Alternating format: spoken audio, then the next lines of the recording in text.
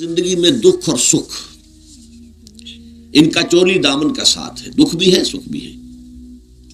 سردی کے ساتھ گرمی بھی ہے، نرمی کے ساتھ سختی بھی ہے. ان مع العسر یسرا ان مع العسر یسرا، یسر کے ساتھ عسر ہے، عسر کے ساتھ یسر ہے. لیکن انسان نفسیاتی طور پر متاثر جو ہوتا ہے زیادہ، وہ تکلیف سے ہوتا ہے، دکھ سے ہوتا ہے. خوشی آتی ہے تو وہ ایسے گزر جاتی ہے، اس کا وقت کا بھی پتہ نہیں چلتا، گزرتے ہوئے بڑی تیزی کے ساتھ وقت گزر جاتا ہے. لیکن غم کا معاملہ ہو جائے تو ایک ایک لحظہ جو ہے وہ بڑا کٹھن ہو جاتا ہے، بڑی مشکل سے گزرتا ہے. تو انسان کے احساسات پر زیادہ جو اثر آتا ہے وہ دکھ کا آتا ہے. بعض فلسفے دنیا میں ایسے ہیں کہ جنہوں نے اس دکھ، خاص طور پر جو حساس انسان اس کو محسوس کرتا ہے، اس کے اعتبار سے یہ کہا ہے کہ دنیاوی زندگی نرا دکھ ہی دکھ ہے. آپ کو معلوم ہے کہ تعداد انسانوں کی بہت بڑی تعداد ہے جو بدھ مت کی پیروکار ہے، اور بدھ مت کا کلمہ طیبہ یہ ہے، یعنی یہ ان کا اصل الاصول ہے. جیسے ہمارے دین کا اصل الاصول ہے لا الہ الا اللہ محمد رسول اللہ، کلمہ طیبہ. ان کا جو کلمہ طیبہ ہے وہ یہ سروم دکھم، سب دکھ ہی دکھ ہے، سب مصیبت ہی مصیبت ہے. انسانی زندگی جو ہے وہ تو صرف دکھوں سے اور تکلیفوں سے عبارت ہے. اسی کو غالب نے بھی کہا ہے، آپ نے یہ شعر غالب کا میں نے بہت سے دروس میں سنا ہوگا کہ قید حیات و بند غم اصل میں دونوں ایک ہیں. یہ قید حیات ہے، ابھی آپ حدیث سن رہے تھے دنیا سجن المومن. مومن کے لیے یہ دنیا کی زندگی جو ہے جیل خانہ ہے، یہ قید ہے، قید حیات. جیسے جیل میں آدمی اپنی مرضی سے نہیں جاتا، بھیجا جاتا ہے، اپنی مرضی سے نہیں نکلتا بلکہ نکالا جاتا ہے. اسی طرح لائی حیات آئے قضا لے چلی چلے، اپنی خوشی سے آئے نہ اپنی خوشی چلے. تو دنیا کی زندگی جو ہے وہ واقعتاً ایک اعتبار سے قید خانہ ہے. قید حیات و بند غم اصل میں دونوں ایک ہیں. جب تک یہ زندگی رہے گی غم بھی لگا رہے گا، تکلیفیں لگی رہیں گی، مصائب آتے رہیں گے، انسان کو دکھوں کا سامنا رہے گا، واسطہ رہے گا. موت سے پہلے آدمی غم سے نجات پائے کیوں؟ ظاہر بات ہے جب تک زندگی ہے تو غم ہے، تو موت سے پہلے نجات نہیں مل سکتی. اگرچہ اس کے بعد کا اگلا مرحلہ جو ہے، جو حقیقت کو جاننے والے ہیں وہ تو جانتے ہیں کہ اس کے بعد تو غم کا اور بڑا کڑا مرحلہ آنے والا ہے. اب تو گھبرا کے یہ کہتے ہیں کہ مر جائیں گے، مر کے بھی چین نہ پایا تو کدھر جائیں گے.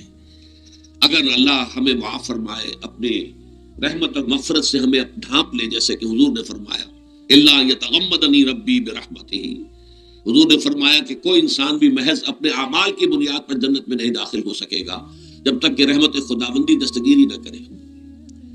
کسی صحابی نے بڑی ہمت کی، بڑے جرت کا معاملہ کیا، پوچھ لیا کیا حضور آپ بھی؟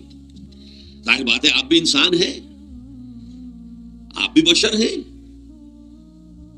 قرآن مجید میں کہلوایا گیا ہے قُلْ إِنَّمَا أَنَا بَشَرٌ مِثْلُكُمْ. تو اگر آپ کہتے ہیں کوئی انسان جنت میں داخل نہیں ہو سکے گا محض اپنے اعمال کی بنیاد پر جب تک کہ رحمت خداوندی دستگیری نہ کرے، تو کیا آپ بھی اس قاعدہ کلیہ میں شامل ہیں؟ آپ نے فرمایا ہاں میں بھی. الا یتغمدنی ربی برحمتہ، جب تک کہ میرا رب مجھے اپنی رحمت سے ڈھانپ نہیں لے گا میں بھی جنت میں داخل نہیں ہو سکوں گا. تو اس اعتبار سے اللہ تعالیٰ وہاں ہمیں بچا لے. لیکن جو وہاں نہیں بچایا گیا، اب ظاہر بات ہے کہ اس کے لیے جو مصیبت ہے وہ تو پھر دائمی ہے، ابدی ہے، دکھ ہی دکھ ہے. میں اس کی طرف زیادہ جانا نہیں چاہتا. اس وقت اصل میں میرا موضوع جو ہے وہ اس دنیا میں دکھوں کا علاج. اب اس اعتبار سے غور کیجئے، دکھ دو قسم کے ہیں. قرآن مجید پر جتنا میں نے غور کیا، دکھ ایک تو وہ ہے کہ جو ناگہانی طور پر آ جاتے ہیں، اس میں ہماری کسی غلطی کو دخل نہیں ہوتا. وہ کوئی آفت سماوی ہے، کوئی زلزلہ آ گیا ہے. ابھی آپ کو معلوم ہے بھوج جو قصبہ تھا گجرات اسٹیٹ کا، انڈیا کا پورا ختم ہو گیا. اس میں بہت سے مسلمان بھی تھے. جب کوئی آفت سماوی آتی ہے تو وہ ظاہر بات ہے کہ پھر سب کے سب لوگ اس کی لپیٹ میں آ جاتے ہیں. زلزلہ آ گیا، یا کوئی اور طوفان آ جائے، جیسا کہ کئی مرتبہ آپ نے اخبارات میں پڑھا ہوگا اس سال امریکہ میں بہت طوفان آئے، مشرقی ساحل پر بار بار طوفان آئے. وہاں بھی لوگ مرتے ہیں، وہاں بھی چھتیں اڑ جاتی ہیں، وہاں بھی تباہی جو ہے آتی ہے. تو اس حوالے سے ایک تو ہے وہ ناگہانی آفات، آفت ارضی ہو یا آفت سماوی ہو، زلزلہ ہے یا آفت ارضی ہے، طوفان آ گیا ہے، کوئی سائیکلون آ گیا یا آفت سماوی ہے، یا کوئی آسمان سے بڑا سا پتھر آ جائے. آپ کبھی کبھی اخبارات میں پڑھتے ہوں گے کہ ایک بڑی چٹان پاس سے گزر گئی، بہت بڑی خلائی چٹان جو ہے زمین کے قریب سے ہو کر گزر گئی، زمین بچ گئی، ورنہ اگر وہ زمین سے ٹکرا جاتی تو نہ معلوم کتنا بڑا یہاں پر تباہی کا معاملہ ہوتا. بڑے بڑے جو ہے شہاب گرتے رہے زمین کے اوپر، بڑی بڑی تباہیاں آتی رہی ماضی میں. تو ایک تو یہ ہے، اور ان میں بھی تقسیم کیجئے یہ ناگہانی تکلیف، ناگہانی مصیبت، یا کوئی آفت سماوی یا آفت ارضی، اس کی بھی پھر دو قسمیں ہو گئی. ایک وہ کہ جو افراد کو متاثر کرتی ہے انفرادی سطح پر. آدمی سڑک پر جا رہا تھا، پیچھے سے آ کر کسی گاڑی نے ٹکر ماری، گر گیا، ٹانگ ٹوٹ گئی. اب ظاہر بات ہے کہ اس میں اس کا کوئی قصور نہیں ہے، یہ اللہ تعالیٰ کی طرف سے بات آ گئی ہے. یا یہ کہ کوئی اگر اجتماعی سطح پر آیا، جیسا کہ زلزلہ ہے، یا جیسا کہ کوئی سائیکلون ہے، کوئی بڑا طوفان ہے، بہت بڑے فلڈز آ گئے ہیں. اس وقت بھی موزمبیق میں بہت بڑا فلڈ آیا ہوا ہے، ساؤتھ افریقہ میں، اور افریقہ میں پچھلے سال بھی بہت بڑا فلڈ آیا تھا، بڑی تباہی آئی تھی، آ رہا. تو یہ آفت سماوی، یہ ظاہر بات ہے کہ اجتماعی سطح پر آتی ہے، بڑی بڑی مقدار میں اور تعداد میں لوگ متاثر ہوتے ہیں، لاکھوں لوگ بے گھر ہو جاتے ہیں، ہزاروں آدمی مارے جاتے ہیں. تو پہلی شکل جو ہے دکھ کی، جیسا کہ میں نے عرض کیا، وہ ناگہانی دکھ، کوئی آفت ارضی، کوئی آفت سماوی، خواہ وہ انفرادی ہو خواہ اجتماعی. اس کے ضمن میں کیا علاج ہے؟ ظاہر بات ہے کہ اس کا علاج یہ تو نہیں ہو سکتا کہ آپ اس کو ختم کر سکیں. انگریزی کا ایک محاورہ ہے، what cannot be cured must be endured. جو چیز جو ہے جس کا علاج نہیں ہو سکتا وہ تو برداشت کرنی پڑے گی. بعض بیماریاں بھی ایسی ہیں، ڈائبٹیز ہو گئی ہے، شوگر کا مرض ہو گیا، ڈاکٹر آپ کو بتائے گا کہ بھائی اب یہ مرض جائے گا نہیں، اب آپ کو اس مرض کے ساتھ ہی اپنے آپ کو ایڈجسٹ کر کے اپنی غذا وغیرہ اس کے مطابق طے کر لیجیے، ورنہ یہ کہ یہ نہ سمجھیے کہ یہ مرض چلا جائے گا. تو what cannot be cured must be endured. لہذا ان آفت سماوی و ارضی، چاہے وہ انفرادی سطح پر متاثر کرتی ہوں انسانوں کو اور چاہے اجتماعی سطح پر، اس کا تو علاج ایک ہی ہے. عربی میں بھی ایک محاورہ یہ ہے کہ کسی نے پوچھا تھا کہ بچھو کے کانٹے کا کیا علاج ہے؟ البکاء الی الصباح، رات کو اگر کاٹا ہے کسی بچھو نے تو روتے رہو صبح تک، یہ علاج ہے، اس کا اور کوئی علاج ہے ہی نہیں. تو جو چیز لا علاج ہے اسے برداشت کرنا. گویا کہ یہاں جو اصل شے ہوگی کہ دنیاوی آفات، ارضی و سماوی آفات، ناگہانی آفات، ناگہانی مصیبتیں، ان کے ضمن میں ہمیں ایسی شے کی ضرورت ہے جو ہمارے اندر برداشت پیدا کر دے، اس کو جھیلنا آسان بنا دے، ہم اس کی وجہ سے بجھ کر نہ رہ جائیں، ہماری ہمتیں جواب نہ دے جائیں، ہمارا ارادہ ختم نہ ہو جائے، ہمارا حوصلہ پست نہ ہو جائے، بلکہ برداشت ہو، جھیلنا ہو، تحمل ہو. ابھی بٹر صاحب کہہ رہے تھے اللہ تعالیٰ ذرا سا متحمل ہے. میں نے کہا یہ بہت غلط بات کہہ رہے، اللہ بہت متحمل ہے. وہ ذرا سا تو یوں سمجھیے کہ ان کے کہنے کے انداز میں یہ بات آ گئی، ذرا سا رحیم بھی ہے. نہیں، وہ بہت رحیم ہے، بہت متحمل ہے، بہت حلیم ہے.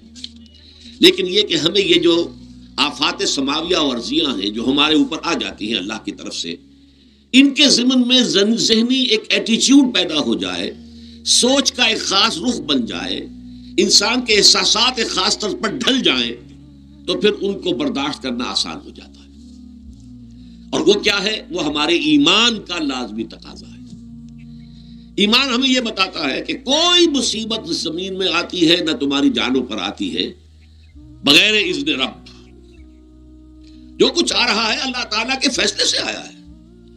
یہ کوئی اندھا بہرا مادہ نہیں ہے، یہ کوئی اندھا بھینسا نہیں ہے کہ اس نے آ کے آپ کو ٹکر مار دی ہے. نہیں، یہ تو سمیع و بصیر، علیم و خبیر اللہ اور حکیم اور قدیر اللہ کا فیصلہ ہے.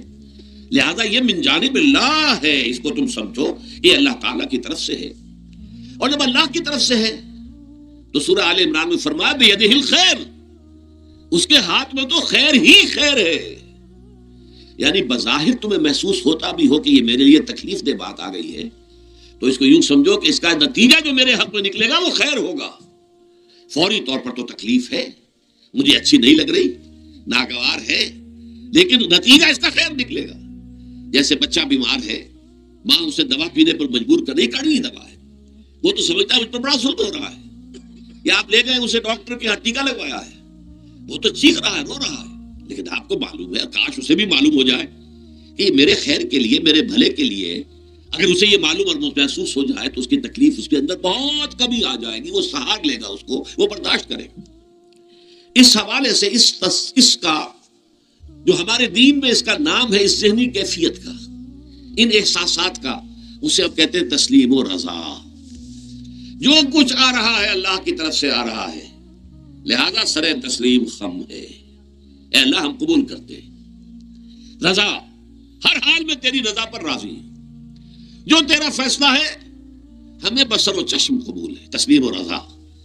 ہم بھی تسلیم کی خو ڈالیں گے، بے نیازی تیری عادت ہی صحیح، اللہ تو بے نیاز ہے، لیکن اے اللہ تو ہمارے لیے جو بھی تکلیف کا تو نے فیصلہ کیا، ہم تسلیم کی خو ڈالیں گے، عادت پیدا کر لیں گے اپنے اندر کہ ہر ساقی ماریخ عین الطاف است، کہ میرا ساقی میرے پیالے میں جو کچھ ڈال دے اس کا لطف و کرم ہے۔ یہ مقام رضا ہے، یہ ایمان کا ایک ایسا تقاضا ہے کہ جس کو ہم کہیں گے ایمان کی حلاوت، ایمان کی مٹھاس۔ اگر آپ کا منہ کڑوا ہو جائے تو آپ چینی کھاتے ہیں تاکہ منہ کا ذائقہ ٹھیک ہو جائے۔ اگر تکالیف کی وجہ سے، دکھ کی وجہ سے آپ کے احساسات کے اندر کوئی خرابی پیدا ہو رہی ہے، یہ جو مقام رضا ہے، یہ اس کے لیے قند ہے، یہ اس کے لیے چینی ہے، یہ اس کے لیے شہد ہے، یہ اس کی تلخی کو ضائع کر دینے والی شے ہے کہ اللہ تیری رضا پر راضی، راضی با رضائے رب۔ اب اس کے ضمن میں سمجھیے، یہ تو اصولی بات میں نے آپ کو بتا دی۔ اس کی تین کیفیات ہو سکتی ہے، کیوں اللہ کی طرف سے یہ چیزیں آتی ہیں۔ سب سے پہلی شے ہے، اب وہ جو آیات میں نے سنائی تھی وہ سن لیجیے پہلے ترجمہ۔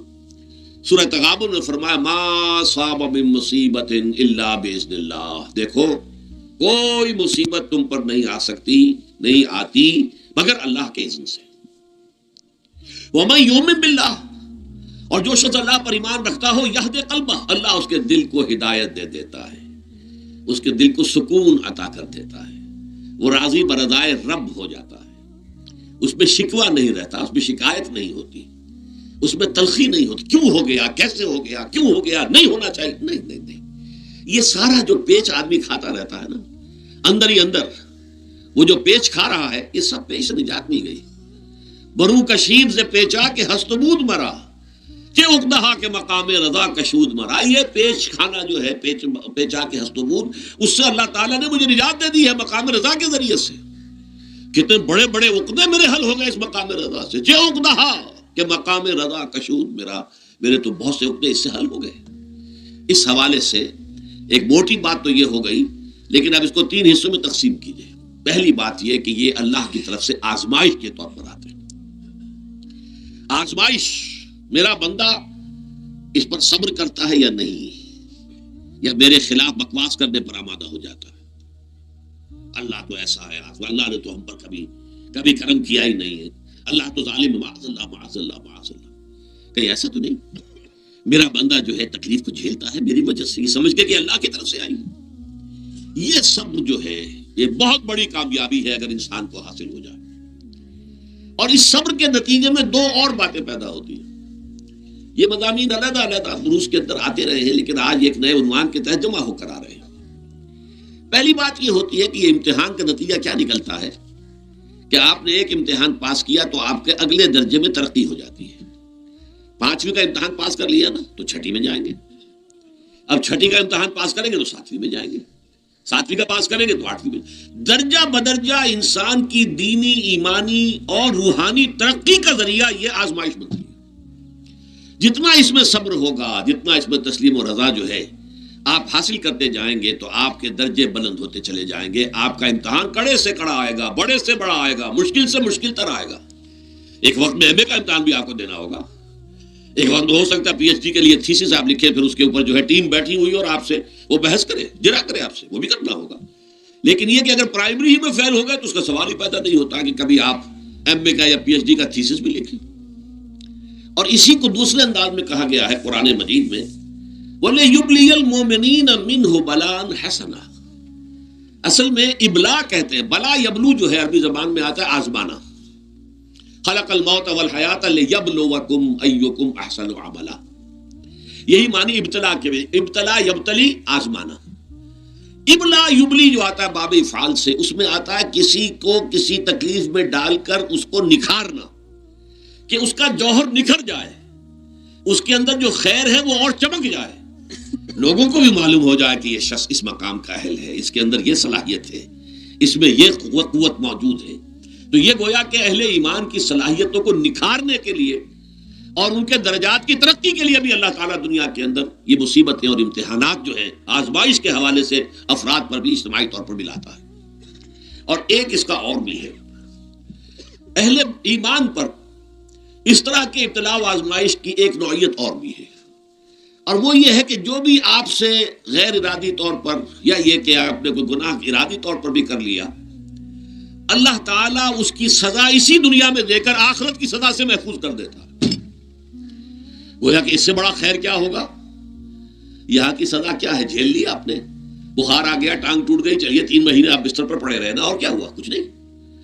لیکن یہ کہ آخرت کی سزا ملتی بہت عظیم ہوتی، لہذا کفارہ بناتا ہے اللہ تعالیٰ ان گناہوں، ان جو بھی گناہ ہو گئے ہیں، غلطیاں ہو گئی ہیں، ان کا کفارہ اللہ تعالیٰ بندہ مومن کے لیے، حضور کی ایک حدیث ہے، اس کا متن مجھے اس وقت یاد نہیں ہے، کہ مومن کا معاملہ عجیب ہے، اسے کوئی تکلیف پہنچتی ہے صبر کرتا ہے، وہ اس کے گناہوں کا کفارہ بن جاتا ہے، اور اگر کوئی خوبی ملتی ہے اس پر اللہ تعالیٰ کا شکر ادا کرتا ہے، اس کے درجات بلند ہو جاتے ہیں۔ تو یہ معاملہ جو ہے اللہ تعالیٰ کی طرف سے بندہ مومن کے حق میں خیر، کہ در حقیقت اس کے ان گناہوں کی پاداش کہ جو اس نے یہاں کر لیے ہیں یہی دنیا میں دے کر دھو دیا جائے، پاک کر دیا جائے۔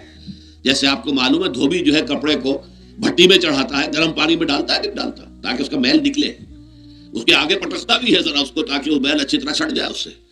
اسی طرح اگر دنیا میں ہمارے میل چھٹ جائیں، دنیا میں اگر ہمارے گناہ دھل جائیں، تو یہ بڑے نفع کا سودا ہے، بڑے نفع کا سودا ہے، بڑے نفع کا سودا ہے۔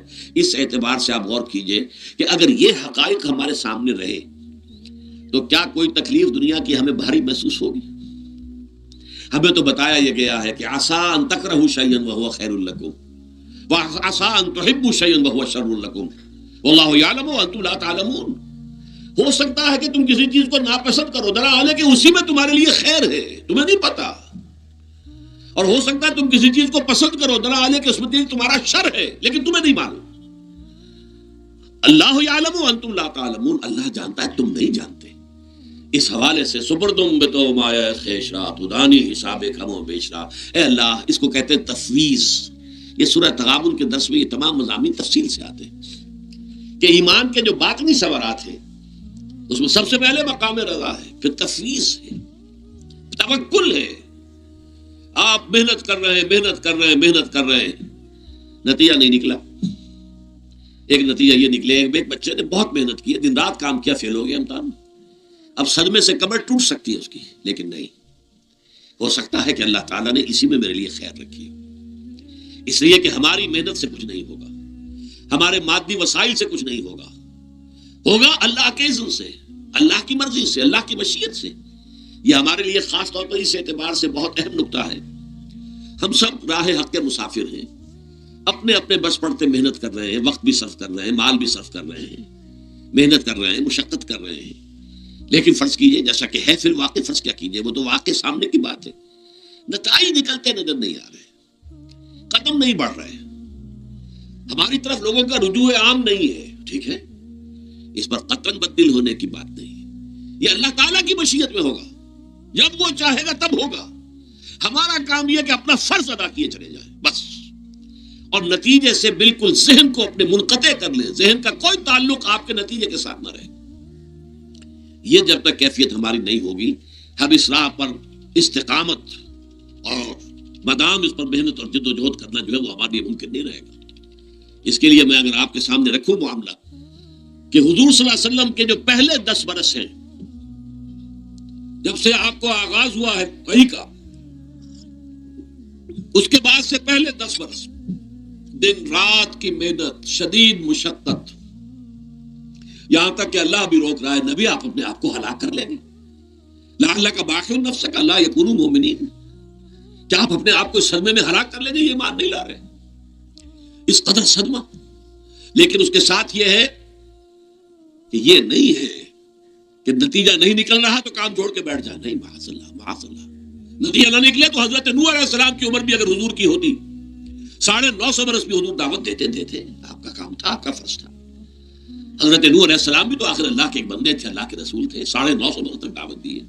فَلَبِثَ فِيهِمْ أَلْفَ سَنَةٍ إِلَّا 50 عَامًا، یہ تو ہم مانتے ہی نا، اگر قرآن کے اندر نص قطعی صریح الفاظ نہ ہوتے کہ 950 برس تک رہے، ورنہ یہ بات سمجھ سے بالا تر ہے۔ عام طور پر معلوم ہوتا ہے کہ اس دور میں ابھی عمریں زیادہ تھی لوگ، بہرحال جو میں نے عرض کیا تھا کہ دکھ جس سے انسان متاثر ہوتا ہے اس کی ایک قسم وہ ہے کہ جو ہمارے ارادہ اور اختیار سے باہر اللہ کی مشیت سے، اللہ کے اذن سے، اللہ کی مرضی سے آتا ہے. اس کے لیے ہمارا کام صرف برداشت ہے. جو شے بھی ہمیں برداشت کی صلاحیت عطا کر دے وہی اس کا علاج ہے. جیسے آپ کو معلوم ہے کہ بخار بہت تیز چڑھا ہوا ہے، اس کی دوا نہیں ہے ایسپرین یا کوئی اور پیراسیٹامول، بخار کی شدت کو کم کر دے گا، وہ کوئی علاج نہیں ہے.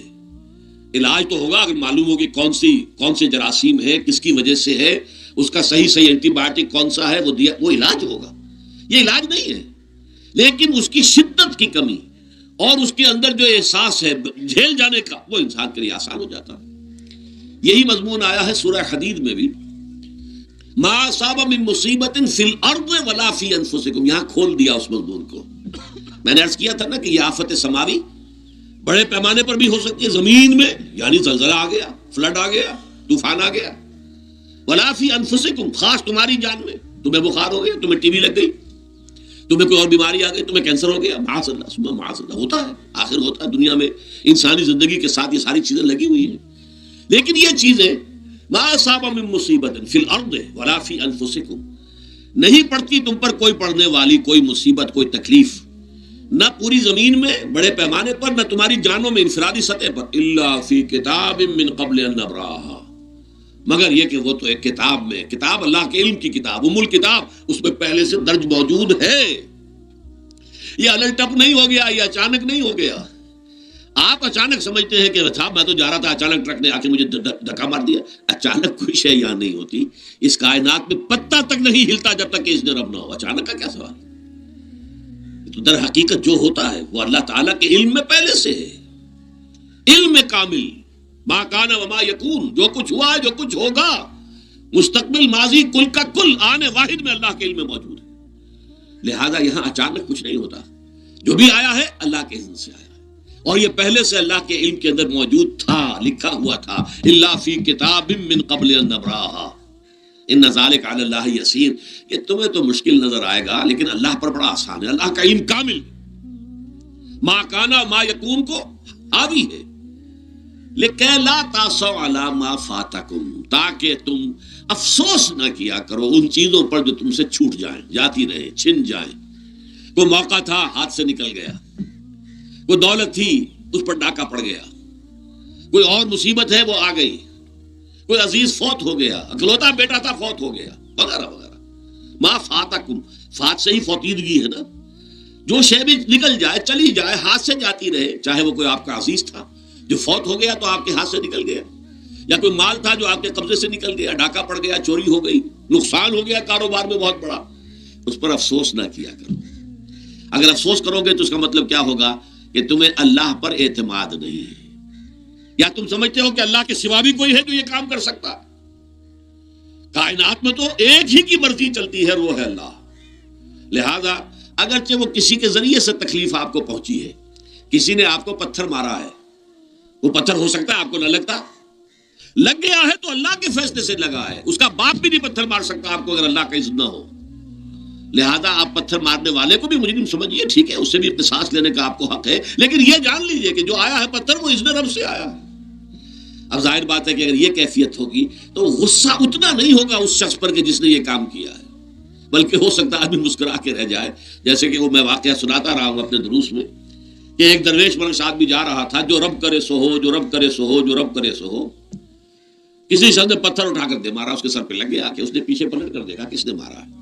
اس نے کہا مجھے کیا دیکھتے ہو، جو رب کرے سو ہو، یہ تو رب کے مارے سے. اس نے کہا مجھے تو یہ پتھر رب کے مارے ہی لگا ہے، لیکن میں دیکھ یہ رہا تھا بیچ میں کس کا منہ کالا ہو گیا، اپنے لیے کس نے ایک گناہ کما لیا، اپنے لیے کس نے ایک مصیبت جو ہے وہ مول لے لی، وہ بیچ میں تم آ گئے ہو. پتھر اللہ کی طرف سے آیا ہے، لیکن اس کا عذاب، اس کا وبال تم پر آ جائے گا. بہرحال یہ تو میں نے عرض کیا آپ کے سامنے وہ چیزیں کہ جو آ جاتی ہیں، وہ تکالیف، وہ مصائب جو اللہ کی طرف سے من جانب اللہ ہے، اس میں آپ کسی کو مورد الزام نہیں ٹھہرا سکتے، وہ آپ پر آ گیا. دوسری تکلیفیں وہ ہے جن کے لیے فارسی میں کہتے ہیں خود کردہ، اپنے ہاتھوں جو مصیبتیں آتی ہیں. اس کے لیے میں نے آپ کو سورہ شورى کی آیت سنائی. ما اصابکم من مصیبت فبما کسبت ایدیکم ویعفو عن کثیر. جو مصیبت بھی تم پر آتی ہے انسانوں، وہ تمہارے اپنے ہاتھوں کے کرتوتوں کی وجہ سے آتی ہے. اور ابھی تو اللہ بہت سی چیزوں کو تو معاف بھی کرتا رہتا ہے، ہر تمہاری غلطی پر پکڑتا نہیں ہے، ہر خطا کے اوپر تمہیں سزا نہیں دیتا ہے، کوئی سزائیں معاف بھی کرتا رہتا ہے، عفو و درگزر سے بھی کام لیتا ہے، بہت متحمل اور حلیم بھی ہے، بہت رحیم اور غفور بھی ہے اور کریم بھی ہے. لیکن یہ کہ یہ جان لو کہ ایک مصیبتیں وہ ہیں جو تمہاری اپنی پیدا کرتے ہیں، بما کسبت ایدیکم، تمہارے اپنے ہاتھوں کی کمائی. یہ کون سی خود کردہ، یہ در حقیقت ہے اجتماعی نظام جو انسان بناتا ہے. اس اجتماعی نظام کو غلط کر کے اگر اس نے اپنے لیے مصیبتیں کھڑی کر لی، مصیبت ہے لیکن یہ مصیبت تمہارے اپنے ہاتھوں کی لائی ہوئی ہے. تم نے نظام غلط بنایا ہوا ہے، تم نے دولت کی تقسیم غلط کی ہوئی ہے. اللہ نے تو رزق پیدا کر دیا اور سب کے لیے کافی ہے. یہ تم نے کیا ہے کہ ایک طرف کچھ لوگوں کے کھتے بھرے ہوئے ہیں اور ایک طرف کوئی فاقے سے مر رہا ہے. یہ خود کردہ ہے، یہ ہمارا کبھی ہے. یہ تم نے نظام غلط بنایا ہے. یہ جو نظام کے اندر خرابی ہے یہ تمہاری اپنے کرتوت ہیں. تم نے خود نظام کے اندر غلطی رکھی ہوئی ہے، ناانصافی گھولی ہوئی ہے، اس کا زہر گھولا ہوا ہے. یہ تمہارے اپنے کرتوتوں کی وجہ سے، اور اس کا علاج تمہیں کرنا پڑے گا خود. اور وہ علاج کیا ہوگا؟ اور نظام کو صحیح قائم کرو. اللہ کا دیا ہوا نظام، نظام عدل و قسط. یہی وجہ ہے کہ سورہ حدید کی جو آخری آیت میں نے پڑھی تھی وہ کیا تھی؟ اللہ تعالیٰ فرماتا کہ ہم نے تو اپنے رسولوں کو بھیجا اس لیے، کتابیں نازل اس لیے کی. لقد ارسلنا رسلنا بالبینات، ہم اپنے رسولوں کو بھیجتے رہے معجزوں کے ساتھ، واضح نشانیوں کے ساتھ. وانزلنا معهم الکتاب والمیزان، ان کے ساتھ ہم نے کتاب اتاری، میزان اتاری. یہ سارا کچھ ہم نے کس لیے کیا؟ لیقوم الناس بالقسط، تاکہ لوگ عدل پر قائم ہوں. اب اگر تم نے اس عدل کے نظام کو چھوڑ کر اللہ کے دیے ہوئے نظام کو تج کر تم نے خود اپنا نظام بنا لیا، تو ظاہر بات ہے سرمایہ دار جب نظام بنائے گا تو وہ مزدور کے بارے میں نہیں سوچ سکتا. اسے تو اپنی مصلحتیں نظر آئیں گی، اس کے سامنے تو اپنا نفع ہوگا. جتنا زیادہ سے زیادہ نفع کما لو، جتنا ان مزدوروں کا خون نچوڑ سکو نچوڑ لو. زمیندار نظام بنائے گا تو وہ بیچارے کاشتکار مزارے ہاری اس کی مصلحت نہیں دیکھ سکتا. وہ تو کہے گا مجھے اپنے بچوں کو انگلستان بھیجنا ہے تعلیم کے لیے، مجھے اپنے لیے جو ہے اسلام آباد میں بھی بنگلہ بنانا ہے اور بری میں بھی بنانا ہے، اور پھر مجھے تو ایئر کنڈیشن بنگلے چاہیے ہر جگہ پر. وہ تو اپنے مصلحت کو دیکھے گا. غریب کے ساتھ کیا بیت رہی ہے جو دن رات کی محنت اور مشقت کر رہا ہے، جس نے ہل چلایا ہے، جس نے بیج ڈالا ہے، جس نے پانی دیا ہے، جس نے فصل کی دیکھ بھال کی ہے، جس نے پھر فصل کاٹی ہے، اس کے لیے تو بمشکل 2 وقت کا گزارا، وہ بھی بمشکل. اور اس کے علاوہ نہ اس کے بچے کے لیے علاج معالجے کی کوئی سہولت ہے، نہ اس کی اولاد کے لیے تعلیم کی کوئی بندوبست ہے. لیکن یہ کہ اسی کی محنت کے نتیجے میں عیش اڑا رہا ہے وہ زمیندار اور جاگیردار. ان کے محل ہیں، ایئر کنڈیشنڈ ہیں، ان کے بچے انگلستان اور امریکہ میں تعلیم حاصل کرتے ہیں. اب آگے بڑھ کر انہوں نے کارخانے دار بھی وہ بن گئے. وہی لوگ ہیں کہ جب اعلیٰ تعلیم حاصل وہ کرتے ہیں تو وہی بیوروکریٹس بنتے ہیں، انہی میں بڑے بڑے افسر آئیں گے. عام آدمی جو ہے وہ تو شاذ نکل آتے ہیں. کچھ لوگ بہت ذہین بچے بھی ہوتے ہیں، غربا کے بچے بھی ہوتے ہیں، کبھی کبھی نکل آتے ہیں. لیکن وہ تو کوئی 1-2 دانے ہوں گے ایسے جو بہت ہی انتہائی طور پر غیر معمولی طور پر ذہین ہو. عام بچہ کہاں کرے گا، کیسے جائے گا؟ لہذا وہ پیچھے رہ جائے گا. وہ جونیئر کلرک ہوگا یا بہت تیر مارے گا سینئر کلرک ہو جائے گا، اپر گریڈ کلرک ہو جائے گا لوور گریڈ کلرک سے بڑھ کر. اللہ خیر صلی اللہ. یہ کمشنر کون ہوں گے، ڈپٹی کمشنر کون ہوں گے؟ یہ تو ظاہر بات ہے اسی. سیکریٹری کون ہوں گے؟ یہ 22 گریڈ والے کون ہوں گے؟ 21 گریڈ والے کون ہوں گے؟ ان کی اکثریت انہی لوگوں میں سے ہوگی.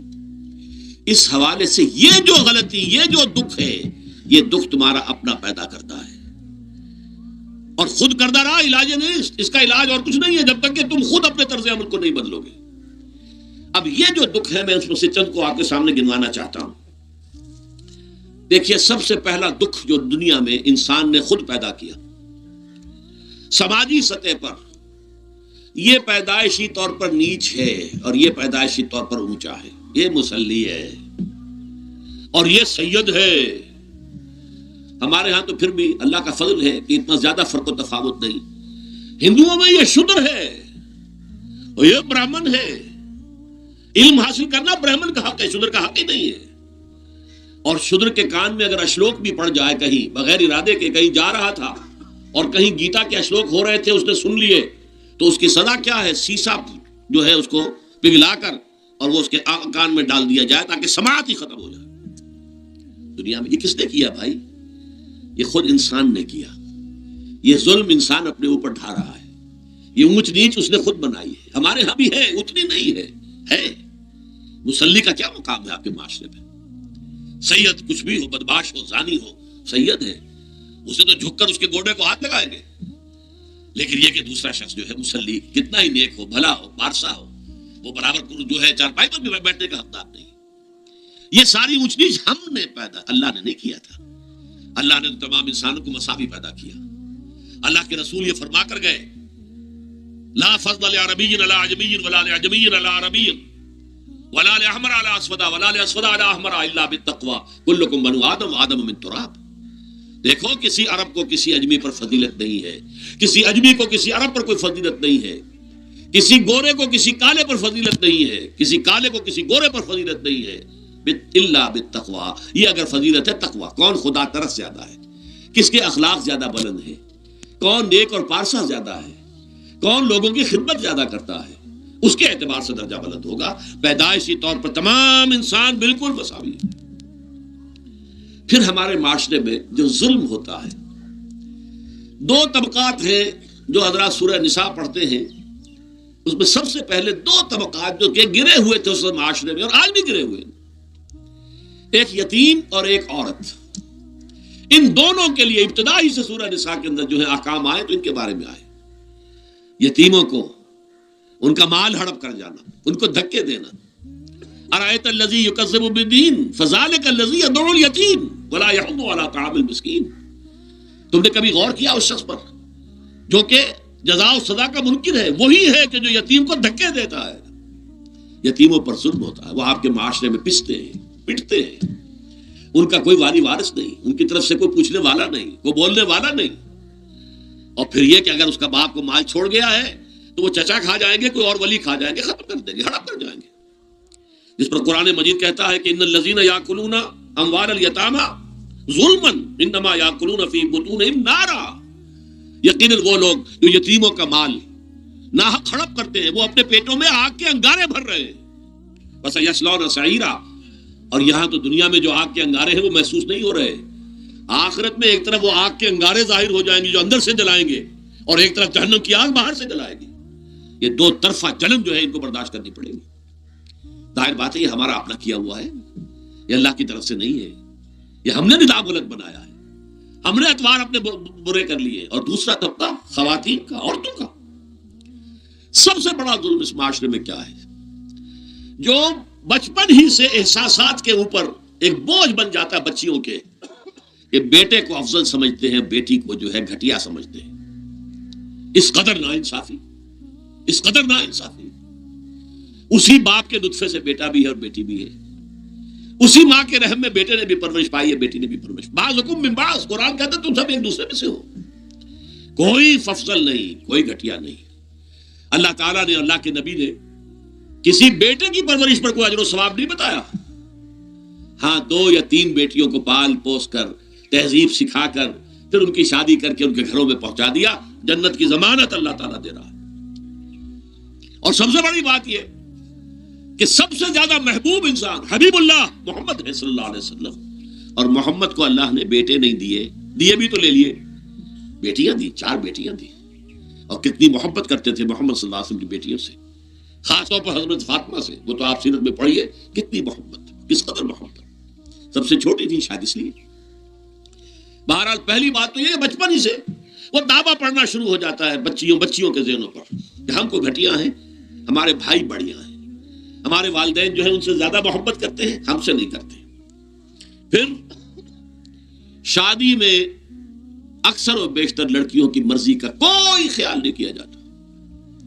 یہ ظلم ہے جو ہم کر رہے ہیں۔ لڑکی کی مرضی کے بغیر، اس کے اذن کے بغیر، اس کی اجازت کے بغیر کوئی شادی نہیں ہو سکتی۔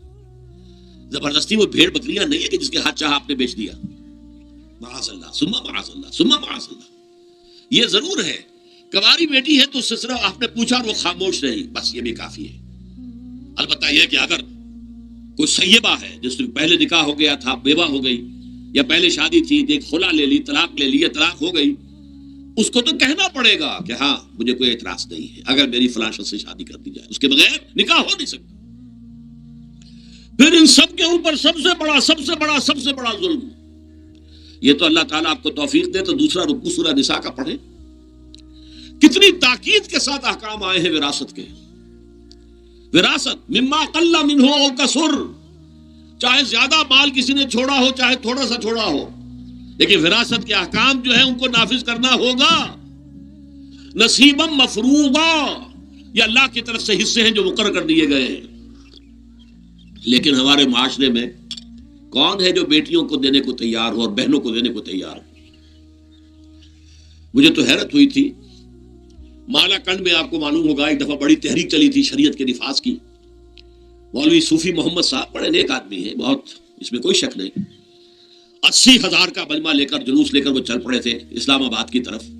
جیسے ابھی اکرم آوان صاحب نے دھمکی دی تھی کہ 3 لاکھ میرے پاس ہیں، لیکن وہ 3 لاکھ میں سے وہ تو ان کے ہاں جمع جو ہوئے مشکل 5 سے 6 ہزار آدمی جمع ہوا تھا کل، لیکن یہ تو 80,000 کو مالا کنڈ سے دے کر اور دریا اٹک تک تو پہنچ گیا تھا۔ اللہ کا بندہ 80,000 کا قافلہ وہاں روکا گیا۔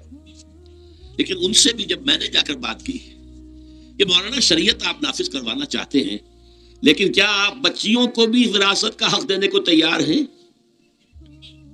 کیا نہیں، یہ تو رواج کا معاملہ ہے۔ میں نے کہا لا حول ولا قوت الا باللہ، اگر یہ رواج کا معاملہ ہے تو باقی چیزیں بھی رواج کی ہیں، پھر شریعت بدل چکی ہے، اب شریعت کا رواج نہیں رہا، ساری شریعت چھوڑ دیجیے آپ۔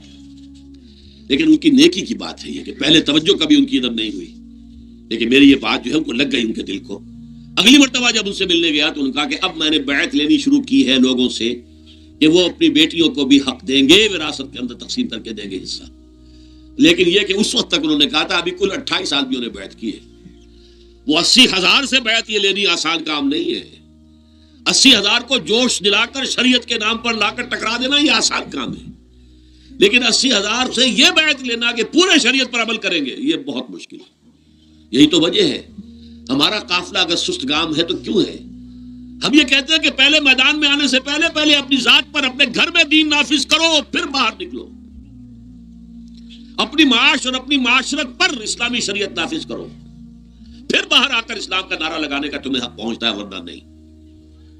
اگر تمہاری اپنی ذات پر دین نافذ نہیں، چہرے پر 12 بجے ہوئے ہو، اللہ تعالیٰ کے نبی کی سنت کا کہیں آثار دور دور تک نظر نہ آ رہے ہو، روزانہ پھاوڑا چلا رہا ہو آدمی نبی کی سنت کے اوپر شیو کر رہا ہو، اور پھر وہ کہے میں اسلام چاہتا ہوں، بھائی اللہ کے بندے پہلے ذرا یہ کمی پوری کر لے۔ اور اگر تیرے کاروبار میں کوئی حرام شے ہے، تیری معاش میں کوئی حرام شے ہے، کوئی سودی معاملہ کیا، ختم کر اس کو اللہ کے بندے۔ بینک کی سروس کر رہا ہے، چھوڑ اس کو۔ اگر یہ کام کر لو، بے پردگی اختیار کی ہوئی ہے، اللہ نے تو پردہ سکھایا ہے، اللہ کے نبی نے پردہ سکھایا ہے، شریعت اسلامی نے پردہ رکھا ہے، مردوں اور عورتوں کا اختلاط پسند نہیں ہے، اس پر عمل کرو، پھر آنا میدان میں، پھر دوسروں کی غلطی جو ہے بتانا اس کو کہ یہ تم غلط کر رہے ہو، مشرف تم یہ کر رہے ہو غلط کر رہے ہو، فلاں تم یہ کر رہے ہو غلط کر رہے ہو، نواز شریف تم یہ کر رہے ہو غلط کر رہے ہو۔ لیکن یہ ہے کہ اس سے پہلے اپنے اوپر، اسی لیے میں نے آپ کو بتا دیا وہ واقعہ کہ انہوں نے بتایا، بعد میں اور بھی آ گئے ہوں گے انشاءاللہ، مجھے امید ہے، لیکن جب میں ملا تھا تو انہوں نے کہا تھا ابھی صرف 28 آدمیوں نے بیٹھ کی۔ بہرحال عورتوں کا ایک حق ہے جو حضور نے بیان فرمایا اور قرآن مجید نے بیان کیا، عاشروہن بالمعروف، عورت کا اکرام ہو، بیٹی کی حیثیت سے بھی، بہن کی حیثیت سے بھی، بیوی کی حیثیت سے بھی، اور ماں کی حیثیت سے تو سمجھو کہ جنت جو ہے وہ ماں کے قدموں تلے، الجنت تحت اقدام الامہات، فرمان ہے محمد رسول اللہ صلی اللہ علیہ وسلم کا۔ لہذا اکرام، عورت کا اکرام، عورت کی عزت، بیٹی کی حیثیت سے بھی، بہن کی حیثیت سے بھی، بیوی کی حیثیت سے بھی، اور ماں کی حیثیت سے بھی۔ عاشروہن بالمعروف، اپنی بیویوں کے ساتھ رہو بڑے طریقے پر، نیک طریقے پر، اچھے طریقے پر۔ حضور نے یہاں تک فرمایا خیارکم لأہلیکم وانا خیرکم لأہلی۔ دیکھو مسلمانوں، اے میرے صحابیوں، تم میں سے بہتر لوگ وہ ہیں جو اپنے گھر والوں کے حق میں بہتر ہیں، نرمی کرتے ہیں۔ عورت کے بارے میں یہ بھی فرمایا، ایک مرتبہ سواری تیز دوڑا رہے تھے جو بھی اونٹ کو لے کے جانے والے تھے، جبکہ ہودج میں کچھ خواتین سوار تھیں۔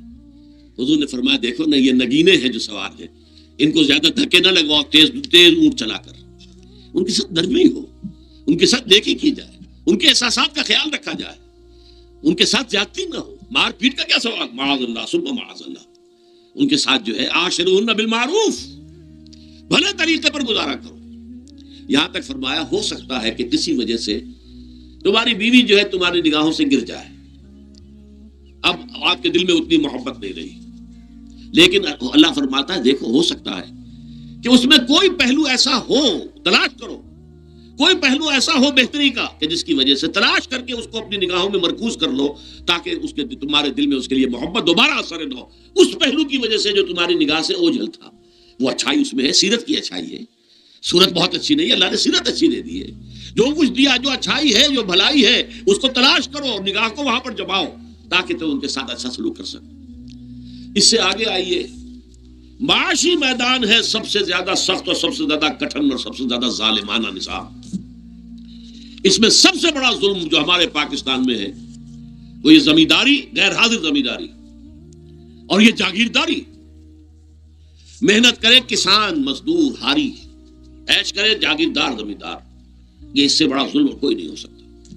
اور چونکہ ہماری معیشت بنیادی طور پر زرعی معیشت ہے، ہمارا تو زیادہ تر جو آبادی کا طبقہ ہے وہ کاشتکار ہے، لہذا سب سے بڑا ظلم جو ہو رہا ہے وہ در حقیقت یہ زمینداری، غیر حاضر زمینداری اور جاگیرداری۔ اب اس میں سمجھ لیجئے اس بات کو اچھی طرح، کتنا بڑا ظلم ہے۔ ایک شخص خود شہر میں رہ رہا ہے، لاہور میں، ساری سہولتیں اسے حاصل ہیں۔ کتنی سہولت ہوتی ہے، ٹوٹی کھولی اور پانی آ رہا۔ دیہات میں جا کے بیچارے کاشتکار کو معلوم ہو سکتا ہے کہیں سے دور سے پانی کھینچ کر لانا پڑتا ہو کسی کنویں سے۔ کہاں اسے یہ سہولت ہے کہ ٹوٹی کا کان مروڑا اور پانی حاضر؟ کہاں یہ سہولت ہے کہ بجلی کا بٹن اوپر سے نیچے کیا اور مکہ روشن ہو گیا؟ یہ ساری سہولتیں بھی لے رہا ہے اور وہ تنخواہ بھی لے رہا ہے کوئی، یا کوئی کاروبار بھی کر رہا ہے، اور ایک زمین اس کے پاس ہے، فلاں ضلع میں میرا رقبہ ہے، اس رقبے پر جو کاشت کر رہا ہے آ کر اس کی کمائی میں سے، اس کی فصل میں سے آدھا بٹا کر لے جاتا ہے۔ کیا حق پہنچتا ہے اسے؟ یہ مزارعت جو ہمارے ہاں جس کو جائز قرار دے دیا گیا، یہ دور ملوکیت میں جائز قرار دیا گیا۔ بادشاہت جو ہے وہ چلتی تھی، جیسے آپ نے کن کھجورا دیکھا ہے نا، اس کے بہت سی ٹانگیں ہوتی ہیں، کن کھجورے کی کتنے پاؤں ہوتے ہیں؟ سینکڑوں۔ ایسے بادشاہوں کے یہ پاؤں ہوتے تھے، جاگیردار، 3,000 منصبدار، 5,000 منصبدار، 20,000 منصبدار، 30,000 منصبدار، یہ جاگیردار بڑے بڑے علاقے ان کے پاس ہیں۔ اب ظاہر بات ہے کہ وہ خود تو کاشت نہیں کر سکتے نا، انہیں تو مزارع چاہیے، لہذا مزارعت کے جائز ہونے کا فتویٰ دیا گیا۔ جب اسلام میں بادشاہت آ گئی، ملوکیت آ گئی اور جاگیرداری آ گئی، جو ملوکیت کے پاؤں ہیں وہ کنسلے کی طرح، کن کھجورے کی طرح اس کے پاؤں ہیں، تو وہ تو جاگیردار ہے۔ یہ ہے جس کی وجہ سے امام ابو حنیفہ نے کہا مزارعت حرام ہے، جس کی زمین ہے وہ کاشت کرے، یا حضور کی حدیث ہے کہ چاہے اپنے بھائی کو دے دے تو ایک دانہ لینے کا حقدار نہیں۔ اگر تو تمہارا کوئی اور ذریعہ معاش نہیں ہے تو ٹھیک ہے، جاؤ کاشت کرو۔ تمہارا کوئی اور ذریعہ معاش ہے، تمہارا کاروبار ہے، تمہاری دکان چل رہی ہے، تم ملازمت میں ہو، تمہیں تنخواہیں مل رہی ہے، تمہارا پروویڈنٹ فنڈ بھی جمع ہو رہا ہے، تمہیں تو تمہاری ریٹائرمنٹ کے بعد وہ پینشن بھی مل جائے گی، اور اس کے ساتھ ساتھ تم نے یہ ظلم روا رکھا ہوا۔ زمین اگر ہے یا تو جاؤ کاشت کرو، ورنہ یہ کہ اس زمین کو دے دو اپنے کسی بھائی کو، ملکیت تمہاری رہے گی، کاشت وہ کرے گا تو جو فصل ہوگی اس کی برداشت بھی وہی کرے گا، وہی لے کر جائے گا۔ یہ فتویٰ ہے امام اعظم امام ابو حنیفہ رحمۃ اللہ علیہ کا، یہی فتویٰ ہے امام مالک، امام دار الحجرہ، امام مدینہ، امام مالک رحمۃ اللہ علیہ کا، دونوں کا فتویٰ یہ ہے۔ اور عظیم ترین یہی دو ہے، اولین بھی یہی دو ہے، عظیم ترین بھی یہی دو ہے۔ امام شافعی بھی شاگرد ہے امام مالک کے، امام احمد بن حنبل شاگرد ہے امام شافعی کے۔ ٹاپ پر کون ہے؟ امام ابو حنیفہ، ان کے شاگردوں میں قاضی ابو یوسف اور امام محمد امام ظفر، ادھر امام مالک، ان کے شاگردوں میں پھر امام شافعی، پھر ان کے شاگرد امام احمد ابن حنبل۔ ٹاپ پر دونوں یہ کہہ رہے ہیں کہ حرام، مزارعت حرام، جس کی زمین ہے خود کاشت کرے۔ یہاں یہ ہے کہ خود کاشت نہیں کر سکتا تو اپنے بھائی کو دے دے، بس ٹھیک ہے، اس میں سے کوئی حصہ لینے کا وہ حقدار نہیں ہے۔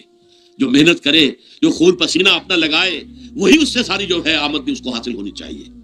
یہ مجھے حال ہی میں، یہ آپ کے علم میں ہونا چاہیے، یہ فتویٰ دیا ہے قاضی ابو یوسف اور امام محمد نے، مزارعت حلال ہے، جائز ہے۔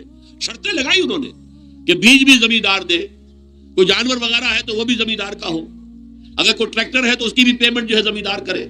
یہ ہے شرطیں، یعنی اس کا کوشش کی ہے کہ اس جاگیرداری کا ڈنک جو ہے کم ہو جائے، اس مزارعت کے اندر جو مضرت ہے وہ کم ہو جائے، لیکن یہ کہ اصلاً اسے جائز قرار دے دیا۔ ہمارے ہاں کون شرطوں کو کون دیکھتا ہے، آداب کو کون دیکھتا ہے، قواعد و ضوابط کو کون، ہنیئن وریا، جیسے کہ ماں کا دودھ پیتے ہیں ایسے ہی یہ مزارعت کی جو آمدنی ہے اس کو کھا رہے ہیں۔ حرام ہے، حرام ہے، حرام ہے۔ حال ہی میں ابھی ملاقات ہوئی میری مولانا زاہد الراشدی صاحب، آپ کے بہت قریب گجرا والے میں، جو اس کی سب سے بڑی مسجد ہے، اس کے خطیب ہیں۔ انہوں نے بتایا ملا علی قاری نے بھی یہ لکھا، جو بہت بعد کے حنفی جو ہے وہ فقیہ ہے، کہ دلائل تو وہی ہیں جو امام ابو حنیفہ نے دیے ہیں، دلائل تو ان کے ساتھ ہیں، لیکن مصلحت ہے جو جس کے تحت یہ فتویٰ دیا گیا۔ یہاں تک کہ مولانا شبیر احمد عثمانی کے ساتھ دستے راست سمجھ لیجئے، ظفر احمد عثمانی رحمۃ اللہ علیہما، انہوں نے بھی یہ لکھا ہے کہ دلائل تو امام صاحبی کی رائے کے حق میں جاتے ہیں، لیکن یہ کہ ہمارے ہاں تقلید کا ایسا ایک قلادہ گردنوں میں ڈال دیا گیا ہے، کیونکہ ہمارے بزرگوں نے فتویٰ دے دیا، قاضی ابو یوسف نے، امام اور قاضی اور امام محمد نے، لہذا فتویٰ تو اسی پر چلے گا۔ میں نے ان سے بات کی، ان کا ڈٹ کر میں نے کہا میدان میں آئیے، ناکام کیجیے، جب تک یہ مزارعت ختم نہیں ہوتی ہے، جب تک جاگیرداری اور زمینداری ختم نہیں ہوتی ہے، اس ملک میں کوئی سیاست صحیح آ ہی نہیں سکتی۔ یہ سیاست تو وڈیروں کا، جاگیرداروں کا، بڑے بڑے زمینداروں کا کھیل ہے۔ یا آپ نے پتہ نہیں نام سنا ہے کہ میوزیکل چیئرز گیم، یہ ہوتا ہے ان کا کھیلنے والوں کا، بہت زیادہ دولت والے جو ہیں ان کا کھیل ہے، ان کو کام تو کوئی کرنا نہیں ہوتا، جاگیردار ہے اسے کوئی کام کرنا، وہ بیٹھ کر ایک کلب بنا رکھی ہے، یہ پارلیمنٹ کیا ہے، کلب ہے، وہاں بیٹھ کے وہ اپنا وقت گزاری کرتے ہیں۔ یہ پوائنٹ آف آرڈر آ گیا ہے، اور یہ جو ہے ہماری حقوق جو ہے پریویلیج موشن آ گئی ہے، وہ کرتے نہیں گفتگو بیٹھ کر۔ تو یہ جان لیجئے کہ یہ ظلم کس نے کیا ہے؟ یہ خود کردہ ہے، یہ ہم نے اس نظام کو برداشت کیا ہوا ہے۔ جب تک ہم نہیں اٹھیں گے یہ نظام ختم نہیں ہوگا۔ خود کردہ کا علاج خود ہی کرنا ہوگا۔ یہ غلط نظام جو چلا آ رہا ہے، جب تک کہ اس کو ہم بدلیں گے نہیں، اس کو ختم نہیں کریں گے، اس وقت تک یہ ظلم کیسے ختم ہوگا؟ اس سے آگے آئیے، ایک ہے کارخانے دار۔ کارخانے دار کو اور مزدور کو آپ نے چھوڑ دیا کہ باہم طے کریں۔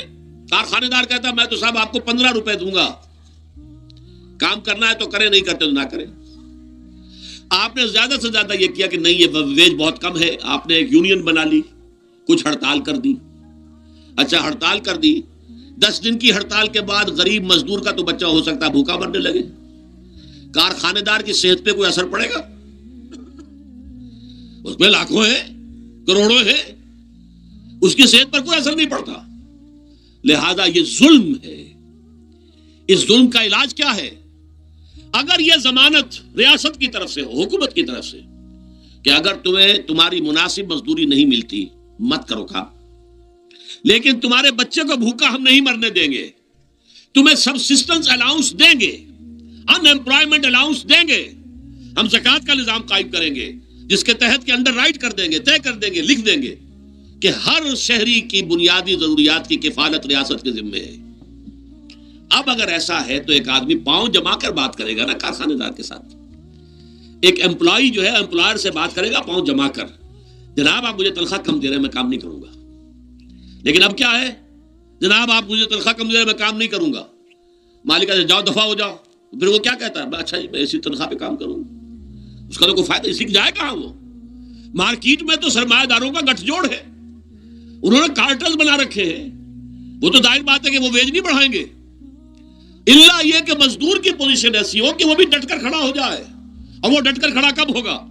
جب اس کو ضمانت ملی ہوئی ہو ریاست کی طرف سے، حکومت کی طرف سے، کہ اگر تمہارے پاس جاب نہیں ہوگا، کام نہیں ہوگا، تمہارے پاس کوئی مزدوری نہیں ہوگی، تو تمہیں اتنا وظیفہ تو ہر مہینے ملتا رہے گا جس سے تم اور تمہارے اہل و عیال جو ہے وہ کم سے کم زندہ رہ سکو، پھر کھڑے ہو کر بات کر سکتا ہے مزدور، پھر صحیح جو ہے ان کے درمیان معاہدہ ہوگا تو وہ منصفانہ ہوگا، عادلانہ ہوگا۔ جب تک یہ نہیں ہے، اور یہ نظام کیسے ہوگا جب تک کہ زکوٰۃ کا نظام قائم نہ کیا جائے۔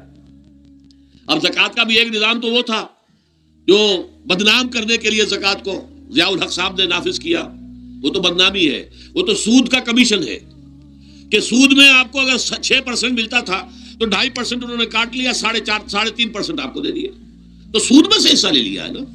سود کو حرام کرے اور زکوٰۃ پورے مال پر، سارے تجارتی اموال پر مال زکوٰۃ لے۔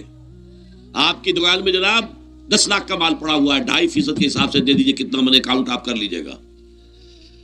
کوئی ایک ہے اسٹاکسٹ، آپ کے گودام میں اتنا اسٹاک پڑا ہوا ہے، اتنی مالیت کا 2.5% دیجئے، تمہاری اتنی بھیڑیں بکریاں ہیں، اتنی بھیڑیں اتنی بکریاں نکال دو۔ جب تک کہ تمام اموال میں سے زکوٰۃ نہ لیجیے، یہ کیا کہ بینک کے اندر جو جمع ہے اس پر سے زکوٰۃ کاٹ لی، انا للہ و انا الیہ راجعون، نام اس کا زکوٰۃ رکھا ہے، اور خیرات کا ایک نظام بنا دیا۔ کچھ خیرات اور کچھ سیاسی جو ہے اپنا ہتھ کنڈا، کہ ان کے ناظمین زکوٰۃ جو بن رہے ہیں اور زکوٰۃ کونسلیں بن رہی ہیں، وہ سب کون ہے؟ جو ہمارے سیاسی طور پر ہمارے ساتھی ہیں، ہمارے ورکرز ہیں۔ اور پھر جتنے غبن ہوئے ہیں اور جتنا اس کے مس اپروپریشن، سب کو معلوم ہے ہمارے معاشرے میں آخر اگر حکومت کے جتنے محاصل ہیں وہ غبن ہوتے ہیں تو زکوٰۃ کا کیوں نہیں غبن ہوگا؟ زکوٰۃ کو آسمان سے اتری ہے، بلکہ زکوٰۃ میں سے غبن کرنا تو آسان ہے، اس لیے کہ سود میں سے کاٹا ہوا ہے، اس میں تو انسان جو ہے وہ برا بھی محسوس نہیں کرے گا کہ یہ تو سود ہے، لعنت ہے، اگر اس کو میں نے کچھ ہضم کر لیا تو کیا ہو گیا۔ جب تک کہ یہ دو نظام نہیں آئیں گے، اور تیسرے یہ کہ سود کے ذریعے سے جب تک کہ یہ ظلم، سود کا نتیجہ کیا نکلتا ہے؟ اصل میں ہمارے عام آدمی سمجھتے ہیں سود کہ اچھا ہے جی، کیا ہے، ایک آدمی نے پیسے جمع کرائے ہیں، اب اسے ہر مہینے اتنا پیسہ مل رہا ہے۔ عام آدمی بھی ہمارے ہاں یہ جو پٹھانوں والا سود ہے، یا جو سود خور گاؤں میں بیٹھے ہوئے ہیں جو بہت بڑی شرح کے اوپر سود دیتے ہیں اور خون چوس جاتے ہیں لوگوں کا، اور ان کے کسی طریقے سے قرضے ختم، ان کو تو سبھی برا کہتے ہیں۔ کوئی ایک آدمی بھی آپ کو نہیں ملے گا کہ جن کے لیے کلمہ خیر کہے، ان کے لیے کسی نرمی کا یا ان کے لیے کسی بھی آسانی کا کوئی مطالبہ کرے۔ البتہ یہ جو بڑا سود ہے، بینک کا سود، کاروباری سود، اس کی شناخت لوگوں پر واضح نہیں ہے۔ یہ ایک بہت بڑے پیمانے پر یہ برائی جو ہے آپ کو انڈیویجول پر نہیں نظر آ رہی۔ انڈیویجول تو بظاہر سمجھتا ہے ایک فرد، بھائی ٹھیک ہے، میں جو دکان کے لیے مجھے قرض چاہیے تھا، مجھے قرض مل گیا، میں اپنا کاروبار کر رہا ہوں، تو میں جو کمائی کر رہا ہوں اس میں سے بینک کو بھی حصہ دے رہا ہوں اپنا، اس کے سود کا، اس میں کیا خرابی ہو گئی؟ اس کی خرابی سمجھ میں آتی جب آپ کو معلوم ہو اسی سود کے ذریعے سے دنیا میں اس وقت ایک چھوٹی سی اقلیت ہے، کل 1 کروڑ یا 1.25 کروڑ یہودی، اور پوری دنیا کی دولت کے اوپر قابض ہو کر بیٹھ گئے۔ یہ سارا وہ بینکنگ نظام جو یہودیوں نے بنایا، یہ IMF ورلڈ بینک جس کے ہم اس وقت غلام بن کر رہ گئے۔ ہمارا چیف مارشل ایڈمنسٹریٹر اسے کہے یا چیف ایگزیکٹو کہے، ہمارا تو حکمران ہے، ہمارا بادشاہ ہے اس وقت، اور وہ بادشاہ سلامت کہتے ہیں کہ یہ IMF اور ورلڈ بینک کے لوگوں کے گوڈے ہمیں پکڑنے پڑتے ہیں، گوڈے گٹے، کیوں؟ ہم غلام ہیں ان کے، اور ہم جکڑے ہوئے ہیں سود کے اندر۔ پوری دنیا کو یہودی سود خوروں نے در حقیقت اپنے شکنجے میں جو جکڑا ہے، جس طریقے سے کہ ان کو اپنے اندر ایک اپنے پورے ہتھ کنڈوں کے اندر جو باندھ کے رکھ دیا ہے، یہ سود کے ذریعے سے۔ اور اس کا نتیجہ کیا نکلتا ہے؟ دیکھیے، امریکہ میں کہتے ہیں بڑی جمہوریت ہے، لوگ ووٹ دیتے ہیں، لیکن حقیقت ہے کہ لوگ جانتے ہوں کہ دیوے استبداد جمہوری قبا میں پائے کو، تو سمجھتا ہے یہ آزادی کی ہے نیلم پری؟ ہم نے خود شاہی کو پہنایا ہے جمہوری لباس، جب ذرا آدم ہوا ہے خود شناس و خود نگر۔ اب امریکہ میں اصل میں کیا ہے؟ امریکہ میں کیپٹلسٹ کا نظام ہے۔ یہ حکومت کس کی ہے؟ سرمایہ داروں کی ہے۔ جو کروڑ پتی نہ ہو وہ الیکشن نہیں لڑ سکتا، اور کروڑ پتی جو ہے اپنے پیسے کی بدولت وہ صحافیوں کو خرید لے گا، ٹیلی ویژن چینلز خرید لے گا، وہ لوگوں کے ذہنوں پر چھا جائے گا، آ جائے گا۔ یہ گورنمنٹ آف دی کیپٹلسٹ ہے، ناٹ عوام۔ یہ دھوکہ ہے، فریب ہے سرمایہ داروں کا۔ وہاں وہ جاگیردار اس طرح کے نہیں، سرمایہ دار ہیں۔ وہاں جاگیرداری کی وہ حیثیت نہیں رہی، اس لیے کہ ان کے تحت آدمی نہیں ہوتے۔ وہ تو اگر بڑے بڑے رینچ ہیں، بڑے بڑے اگر فارم ہیں، تو وہاں بھی آپ کو معلوم ہے کہ چونکہ مشینوں کے ذریعے سے بوائی بھی ہو رہی ہے اور ہل بھی چل رہا ہے مشینوں سے، بوائی بھی مشینوں سے، کٹائی بھی مشینوں سے، تو زیادہ انسان کی ضرورت ہی نہیں رہی۔ لہذا وہ سیاسی نظام وہ نہیں ہے جو یہاں کا ہے، لیکن وہ زمیندار بھی وہاں کا کیپٹلسٹ ہے، نظام کیپٹلسٹ کا ہے۔ تو در حقیقت یہ ڈیموکریسی جو ہے، اس سے جو کہتے ہیں government of the people by for the people, نہیں، گورنمنٹ آف دی کیپٹلسٹ، سرمایہ دار کی حکومت ہے۔ اور سرمایہ دار جو ہے اس نے اپنی کلب بنائی ہوئی ہے، بیٹھا ہے، پارلیمنٹ ہے، یہ کانگریس ہے، یہ سینٹ ہے، یہ سرمایہ داروں کی کلب ہے۔ باقی عوام کے لیے وہاں کیا ہے؟ واقعہ یہ ہے کہ عام آدمی امریکہ کا بھی یہ ضرور ہے کہ بنیادی ضرورتیں محنت کر کے خون پسینہ ایک کر کے اپنی وہ حاصل کر لیتا ہے، لیکن بہت نچلی سطح پر ہے. عام آدمی وہاں بھی بہت نچلی سطح پر ہے. اور ایسے لوگ ہیں معدود گنتی والے جو 40-50 بلین کا ایک چیک لکھ سکتے ہیں، وہ سب یہودی ہیں. House of Rothschilds, house of Goldsmiths, یہ سٹی بینک جو یہاں بھی آ گیا ہے اپنی ساری گندگیاں پھیلانے کے لیے، سٹی ہاؤسز اور سٹی کار، یہ کیا ہے؟ یہ جکڑ لینا ہے آپ کو. آپ کو ذرا سا دھوکہ دیا، جاؤ جی لے لیجیے کوٹھی لے لیجیے، ہم آپ کو قرض دیتے ہیں. آپ پھول گئے اتنی بڑی کوٹھی کا میں مالک ہو گیا.